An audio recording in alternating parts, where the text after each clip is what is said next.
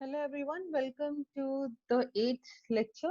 In this lecture, we will be talking about qualitative data collection tools. And the first tool that we will be discussing is interviews. As you all know that in qualitative and quantitative, we use different kind of data collection tool. For example, in quantitative research, you were mostly using survey or questionnaires, which had a Likert scale kind of a structure, which actually had a Likert scale.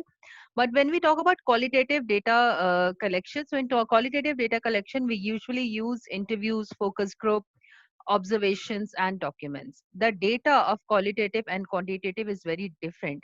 In quantitative, you need to quantify the data. You need to convert the data into numbers. Whereas in qualitative data, you need more textual data. So through interviews, observations, focus groups, you get textual data which you analyze and which you interpret.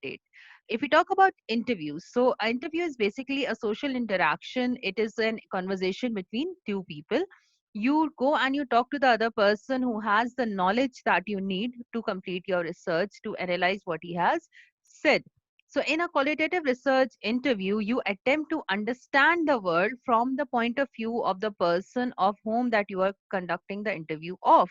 So the people who are actually in the field, who are facing the problem that you are trying to analyze, either your research problem, you go and you try to understand the problem from their point of view, and you try to understand what is the meaning of their experiences, what are they trying to uncover, what are they, how do they see it, and then you give them the solutions as per what they have suggested for other people as well. So, in a good interview, you need to craft a good interview. You need to practice a good interview so that you are good when having a conversation with the other person. So, as I said, that the other person needs to share their experiences with you. The other person needs to tell you exactly what is going on. So, for that, you need to be more interactive. You need to be more communicative. You need to make them feel comfortable. You need to be sensitive to them, and you need to be flexible. And to do all of that, you should always have a proper research instrument. So your interview questions should be well structured, and it should be accommodating to them as well. You should not enforce your questions on them, but you should allow them to speak their minds and to tell you the answers. So it is very important to understand what they are trying to say. I mean, rather than assuming that this is what they mean and misunderstanding it, you need to understand what they have said and what they mean. So we cross question them to understand exactly what are they trying to say. New researchers sometimes ask leading questions. Sometimes they are unable to understand. So, if you are a new researcher, if you are a novice researcher, you need to understand that you need to give a bit of time to your interviews. You need to pilot the interviews. You need to be good in communication so that your interviews are more productive.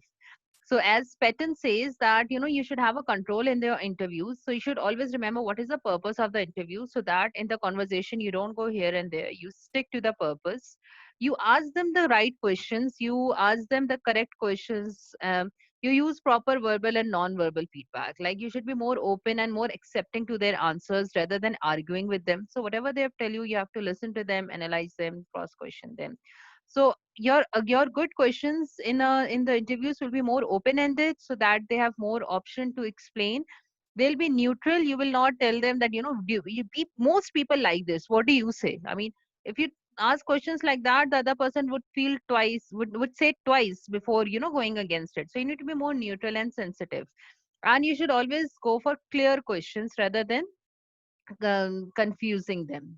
Okay, so there are different types of questions that you can ask. You can ask them questions about their experiences. You can ask them questions about their opinions, feelings, knowledge, their background.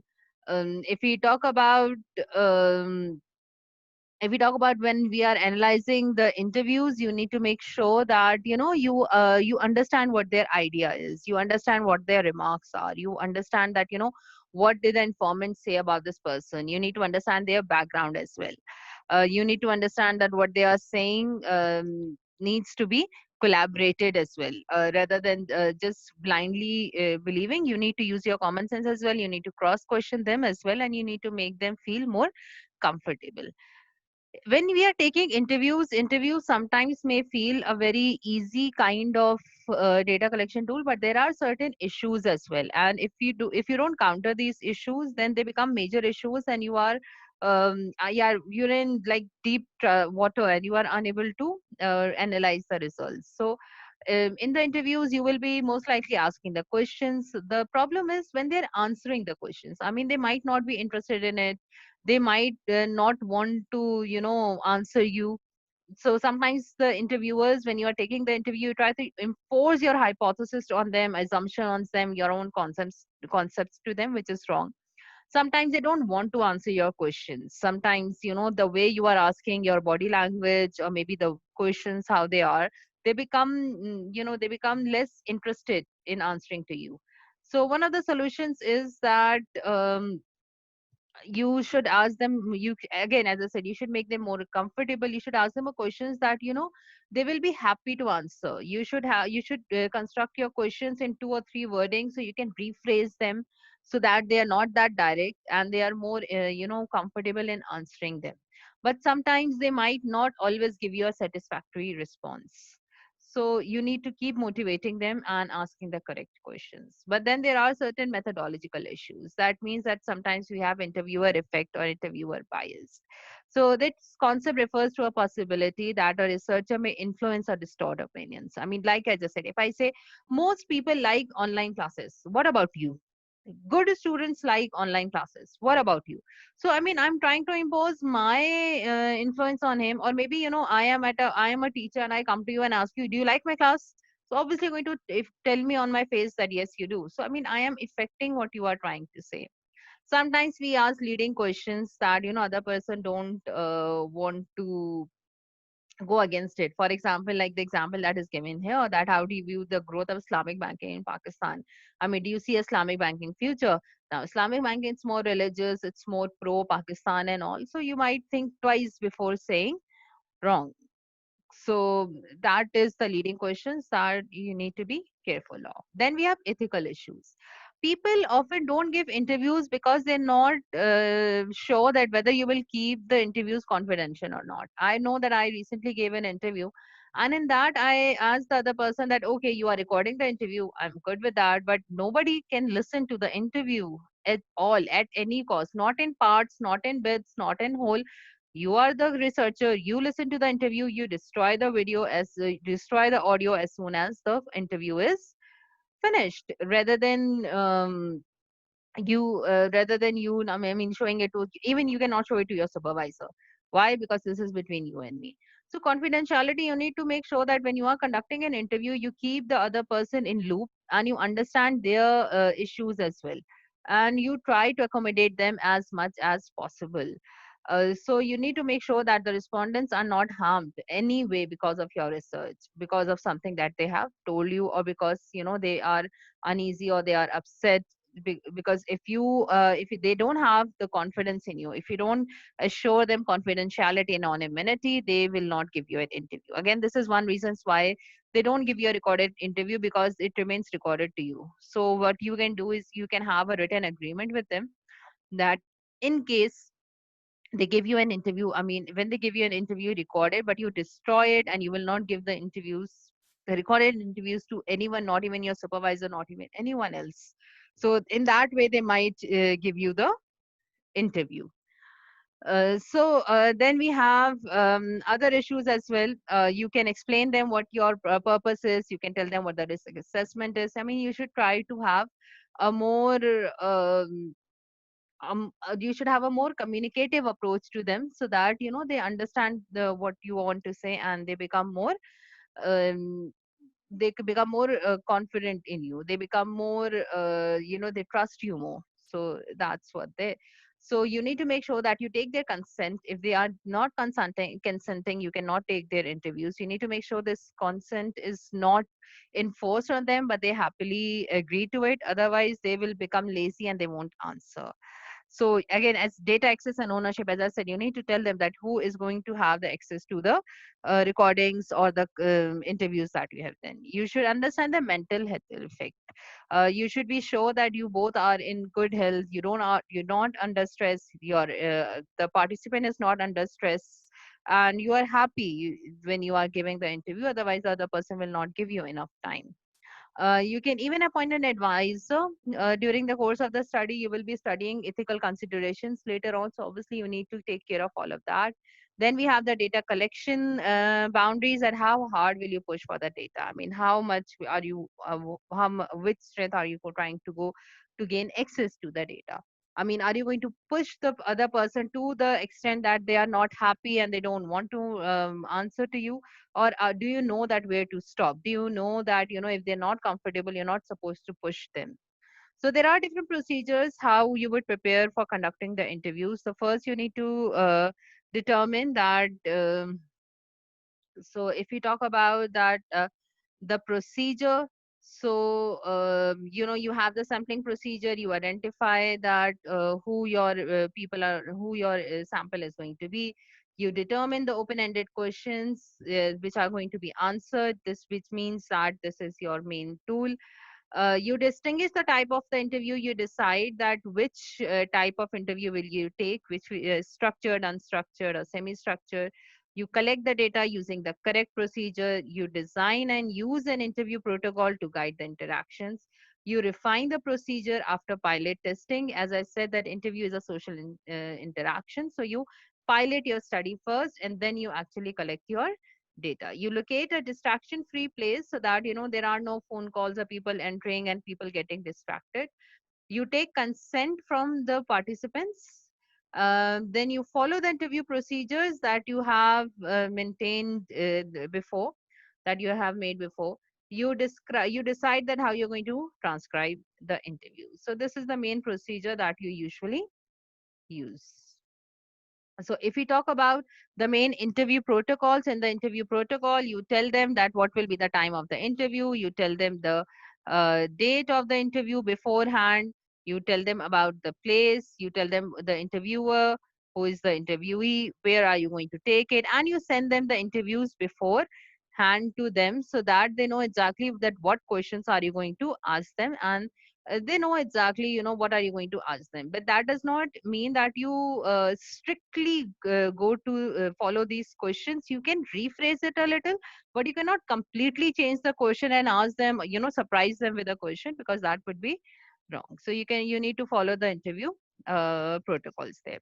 Then there are different types of interviews. The main three types of interviews are structured, semi structured, and unstructured. So if we talk about structured interviews, the structured interviews are the strict type interviews in which you ask them the ideal questions. You ask them all of the questions in the same tone so that they're not influenced in any way. You ask everyone the same questions. आपने 10 questions बना लिए हैं and you're asking everyone the same 10 questions. You don't have any 11 or 12th question. You don't ask questions on the spot. But if you have like 10 questions, you ask everyone the same questions and they are going to answer you in the same way.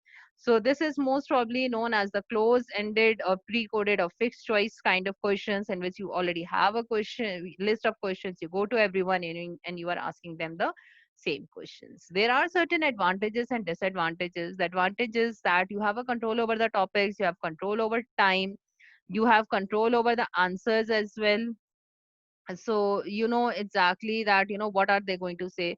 So you have a fixed time, fixed questions, and and it makes it easier to analyze as well. So you know exactly which theme will emerge from which question, which answer for every one of them. So it becomes easier to code and then compare the results as well. Then, if we talk about other advantages, so there are non-verbal cues as well. You can easily record their facial expressions and gestures, and you can compare those facial expressions in each of the questions as well.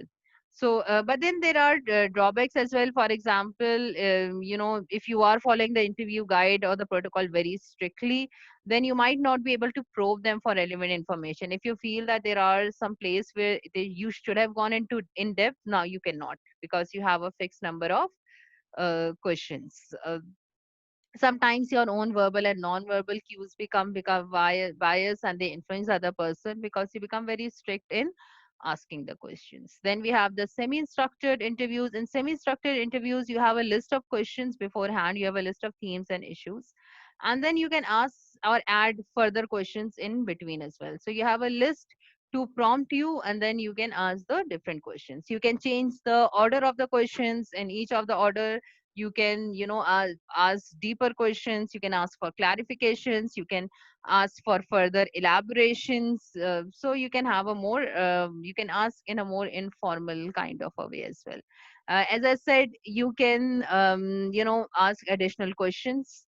You have the liberty to add questions in between, rephrase the questions, ask in depth in the semi-structured one, because you're only using a guide to ask questions. Then there are advantages. The advantages is, as I said, you can go into deep conversations. You can, the researcher can explain better. You can rephrase. Even the respondent gets an opportunity to speak their mind and to give you more detailed answered. But then there are drawbacks. For example, if you are inexperienced, you might not understand where to go in depth and where to stick to the point. And sometimes you might go into irrelevant detail, and your interview might last for hours.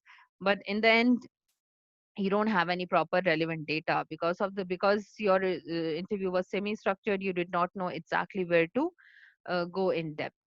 Sometimes, as I said, you might not be able to understand the situation. Then we have the unstructured interview. In an unstructured interview, it is more flexible, it is non-directed. You don't need to follow a detailed interview guide. Every interview is very different. You go and you just have a conversation with them openly and frankly. You know the purpose, and then you go and ask their opinions, their knowledge, they share their experience. You need to be a very good listener if you're going for unstructured interviews to note any new and interesting data. There are different advantages. For example, there are no restrictions on the questions. So if there is nothing known about the topic, they have the liberty to say anything about the topic, and easily the background data can be collected. So these are more flexible. The researcher can investigate the underlying motives. But then there are drawbacks as well. For example, they might be inappropriate for inexperienced interviewers. You might become very biased. You might ask inappropriate questions spontaneously. You might make mistake and offend the other person. You might talk about all of the irrelevant things, and then eventually the data that will you get will be so vague that it will be difficult for you to code and analyze what is there. Then there are different ways how you can conduct an interview. For example, you can have a face-to-face interview where you can have a unstructured, semi-structured, or an informal one. You can understand their facial expression. You can take notes. The transcription will be time-consuming, but then you will be able to take a lead. Then you have telephonic on interviews. These can be unstructured or semi-structured, but you cannot understand their facial expressions or body language. I mean, taking notes might be easier because you're talking to them and you're writing, but in face-to-face, you might not be able to write, because if you're writing, the other person might get offended that, see, I'm speaking and he's writing. Transcription can be time consuming as well, and obviously you can lead. Then there are interviews which you can conduct through email or mail. That means you can send them a list of questions and then they can answer. But this can only be done in structured interviews. Sometimes you will have to go for follow up questions. For example, if they've answered and it's not clear, you might have to conduct another interview, a follow up one. It's easy and accurately transcribed because they have given you the written answers, so though you don't need to go through the process of transcription. But you are unable to lead. I mean, you're not there. You send them a questions, they've written the answers, they've sent it to you, and you have no lead. Then there are different other ways of recording the interviews as well. I mean, you can go for notes, which do not require consent. Field note means you are writing all of the write-ups that you are doing on your paper. Then, but if you are recording them or you are video recording them or audio recording them, you need to take their consent. यानी कि अगर आप interviews ले रहे हैं और अगर आप interviews सुन के लिख रहे हैं खुद से, तो आपको उनके consent की जरूरत नहीं है, उनको उनके agreement की जरूरत नहीं है. But if you are recording them with whether it's audio recording or video recording, you need to take their consent. If we talk about generally interviews, a normal interview would last for about 30 to 45 minutes. ठीक है, at least per person. Remember, in phenomenological research, we were conducting at least 8 to 10 interviews. So your each interview would last 30 to 40 minutes at least, so that you have enough time to have a proper discussion and have a proper question and answer and a conversation session. These 30 to 40, 30 to 45 minutes will have, the initial warm up obviously when you start your interview, you try to warm them up, you try to make them comfortable, you try to be more flexible, you try to make them at ease in answering your questions. So like 5-10 minutes goes into that. Then you start asking your questions, and obviously in the end you don't say, okay, now my questions are finished, Allah Hafiz. But you always, tell them the purpose of your study as well. You tell them if they have any questions or if they would like to know anything, and then you formally end the interviews. So this will be the end of your unit 8, which is interviews. Thank you.